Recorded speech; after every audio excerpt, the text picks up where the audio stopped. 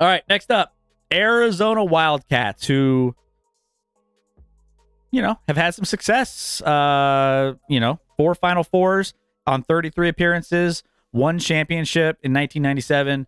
By the way, tournament appearances, I was like looking this up.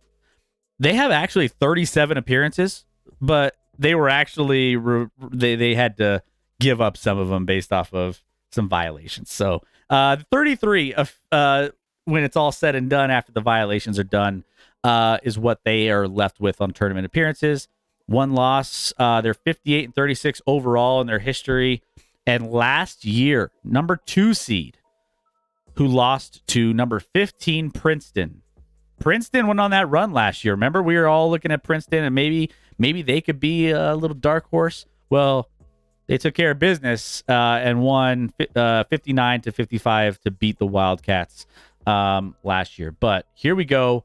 Arizona Wildcats losses to Purdue, to FAU, who was 14th at the time, Stanford, Washington, Oregon State, and Washington State. So they lost to Washington State twice. Their top scorer, as far as their team goes, Caleb Love, who transferred from North Carolina, if I'm not mistaken. You are not mistaken. Transferred from North Carolina. He's averaging 19.4 points on this Wildcats roster. Scotty, what are your thoughts on Arizona? I worry about Arizona in the sense of, one, Caleb Love, great transfer from North Carolina. Doesn't always shoot it at a high percentage, but isn't afraid to shoot. That's for sure. Was on the North Carolina team, one of the leaders on that team that was in the national championship off a crazy run as an 8 seed 2 years ago when they lost to Kansas. He's a nice player, nice piece, but he wasn't that highly. I mean, he was highly sought after, but there were issues there. Listen, my concern is kind of what I've said about Gonzaga in some years, Chris. I'm like, your inability to have struggles in conference play against a lot of good teams in conference doesn't prepare you for what you're going to face in March Madness. And the Pac-12 might be the worst it's ever been, Chris. It's so bad. And, well, in its last year, and they just all punted on basketball, apparently. Chris, in KenPom, right now, Arizona is number 4 in the country. Yep. The next Pac-12 team, do you know who it is? Off the top of my head, think about why I'm asking you this personally. I mean, is it the Buffs?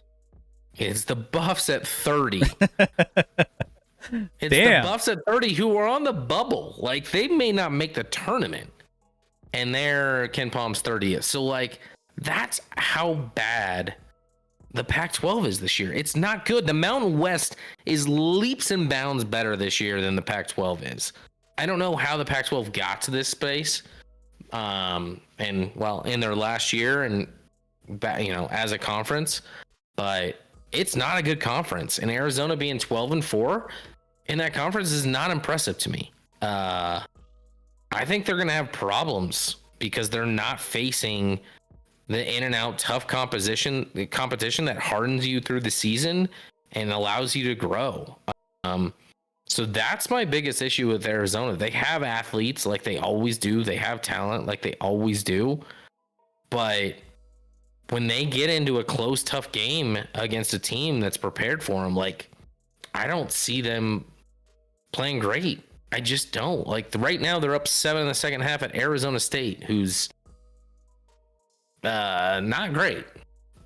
You know? Arizona's not even 500 in Pac-12 conference play. So, I don't think this Arizona team's a great team, and I'm surprised.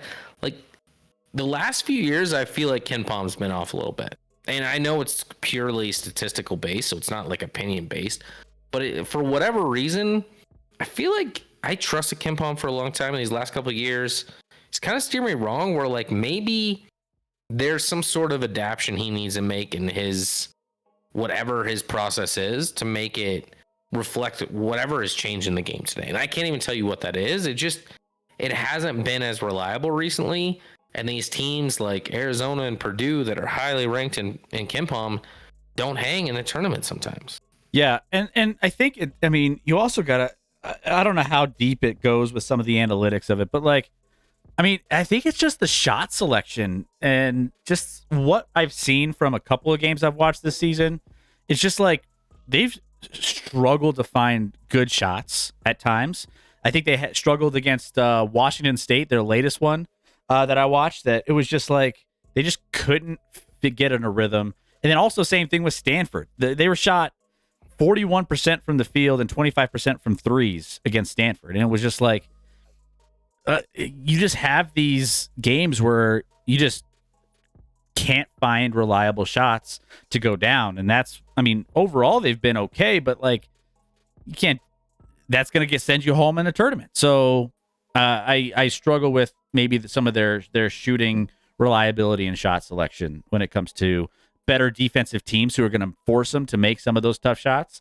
I wonder if they're going to be able to maintain some of the consistency on some of that. So yeah, Arizona still one of the top teams. Again, we're nitpicking a little bit with some of these teams. I think Purdue is the one that I think we definitely probably don't believe in. So you know, but we're kind of splitting hairs and nitpicking on some of these others. Arizona's obviously a good team. They're going to probably have a nice little run, but they can be vulnerable at some